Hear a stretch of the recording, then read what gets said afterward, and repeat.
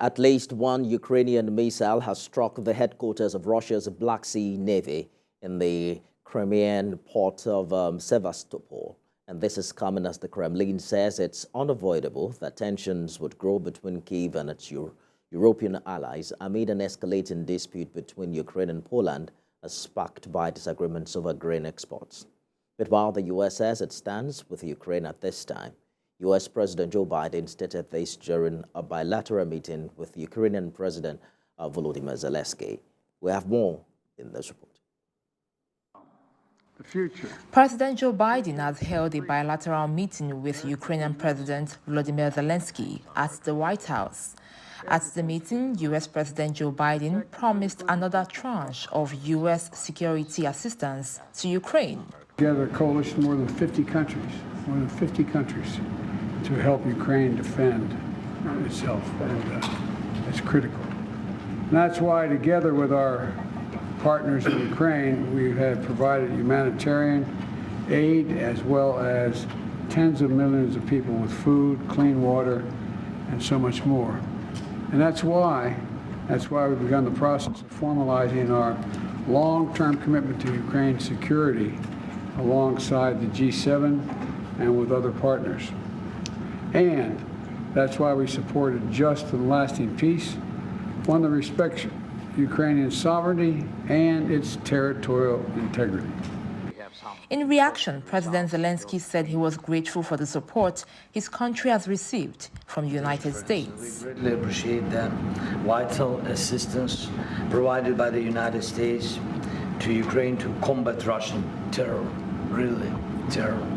Today I am in Washington to strengthen our coalition to defend Ukrainian children, our families, our homes, freedom and democracy in the world. And I started my day in the U.S. Congress to thank its members and to people of America for all the big, huge support. I felt trust between us, and it allowed us to have a frank and constructive dialogue, Mr. President, and this trust and support I felt from both chambers and those bodies. I'm grateful for this. During his visit, Ukrainian President Volodymyr Zelenskyy and Ukrainian First Lady Olena Zelenska participated in a wreath-laying ceremony at the 9/11 Memorial at the Pentagon. The two were accompanied by Secretary of Defense Lloyd Austin and Chairman of the Joint Chiefs of Staff General Mark Milley. And still on strengthening bilateral relations, Ukrainian President Volodymyr Zelenskyy will speak to the Canadian Parliament as part of his campaign to bolster support from Western allies for Ukraine's war against the Russian invasion. President Zelenskyy flew into Canada's capital late Thursday after meetings with U.S. President Joe Biden and lawmakers in Washington. Prime Minister Justin Trudeau, who also planned to speak to Parliament on Friday, gave President Zelenskyy a warm welcome on the tarmac at Ottawa's airport. This comes after Ukraine's president, who was present at the United Nations meeting, accused Russia of waging a criminal and unprovoked aggression that undermines all norms of war and the UN Charter, while also urging the world leaders to strip Russia of its veto power.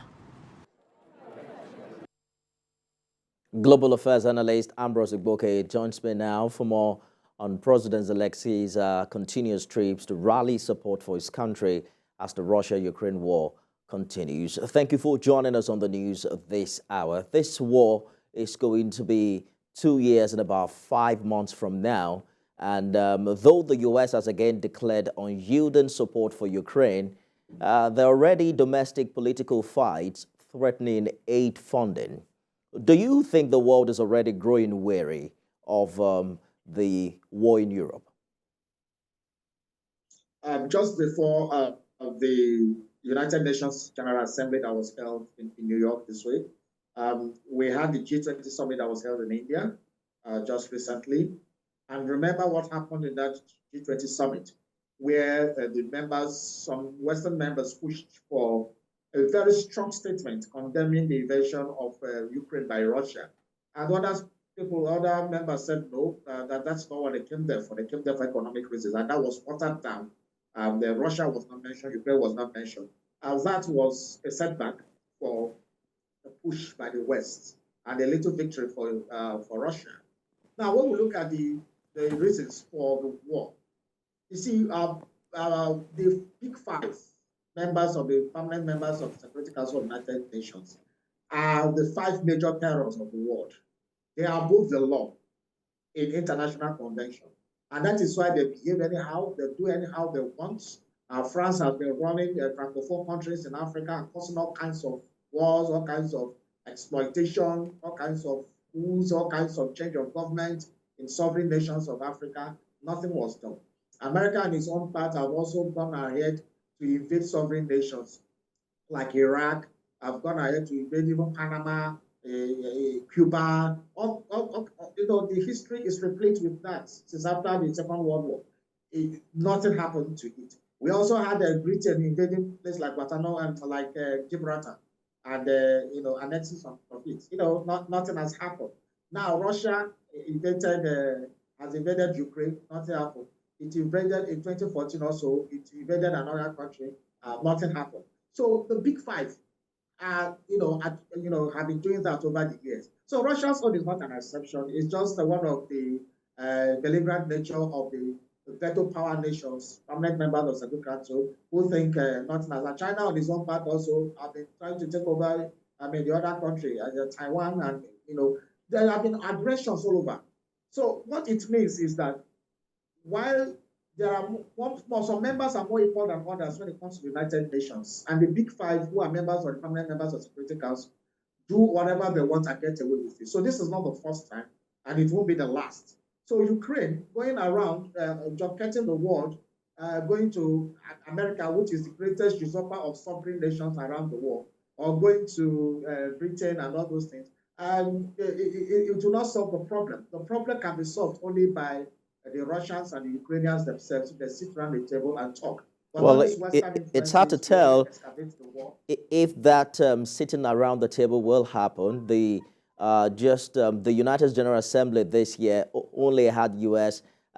Just one out of the five permanent members in attendance. So it's hard to tell if that conversation can hold when they are not even present for such conversation. But Poland announced this week also that it will no longer, sell weapons to Ukraine and stop receiving a substantial amount of grain imports, which we understand is largely due to the coming elections and the need to win some electoral gains in the countryside.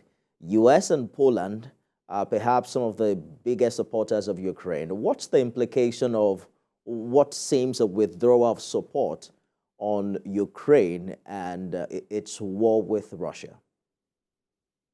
Well, every country has its own peculiar problems, has its own intra problems. So first of all, you need to solve your own problem inside your own country before you start talking about giving assistance to a country at war. So Poland is just realizing that, look, we are wasting so much resources, spending so much money. Our own farmers are being affected by the concessions we are giving to Ukraine on the grain export issues, and they're just backtracking. So which means that the support from the statement made by the Polish, it means that the support that was given to Ukraine by the Polish government does not, enjoy overwhelming majority support among the citizens of Poland. Hence, they are backtracking now because election is coming, and that is always the problem. For the United States is making gains with this war. They are selling their weapons. They are, having a lot of inroad into Ukraine's natural resources and economic resources. It's also having a control over a territory that is very close to, trying to have control over a territory that is close to Russia. These are proxy wars that are being executed. And if Ukraine does not take time, the world will just forget about the war they are having and they move ahead, because America's election is coming. Very soon they will face their own elections. Invariably, gradually, the people around the world have their own problems and they'll face their own problems and leave Ukraine to, swallow the bitter pill. So talking about every other person facing their own problem, I think President Zelenskyy also highlighted that during his speech at the UN General Assembly, that the implication of having Russia win this war is that the independence of every other nation is also at jeopardy. The fact that, a big country can just decide to move it into any other country without any consequence. But let's look at how much money is being spent. The U.S. Congress has, approved about $113 billion as we speak to aid in Ukraine, and the U.S. has given more than any individual country. Are we asking the question of who is benefiting of this $1 billion spent in this war? And the implication or the possibility of also some stakeholders profiteering about the perpetuity of this conflict? Why are there wars in the world? There are wars because the world is a huge spender. Wars consume a lot of expenditure, consume a lot of finances and funds. Therefore, when there are wars, some industries make a lot of money. I mean, for example, the arms and ammunition manufacturing industries, there are billions of money spent on producing war equipment and war armaments. Those equipment have to be used. And the only way they have to be used is to provoke wars here and there. So who gains? The businessmen working with the U.S. Government, the arms manufacturers, the deals people, the lobbyist group, the mercenaries. So these are the people that gain from these multi-billion dollars approval that have been given by the U.S. So some businessmen will gain, some companies will gain from it. And if there's no war in Ukraine, there won't be that gain. Hence, that explains why sometimes global peace is almost impossible. Because there are some people whose profiteering, whose stock in trade is to ensure that there is war in the world so that they can make profit. And that is the reality of our existence as a global entity. Well, interesting days ahead for Ukraine. And also, perhaps it's also the biggest test for the United Nations to resolve this matter before it escalates. That's our time. Thank you so much for sharing your thoughts with us. Ambrose Igboke, Global Affairs Analyst. Thank you for having me.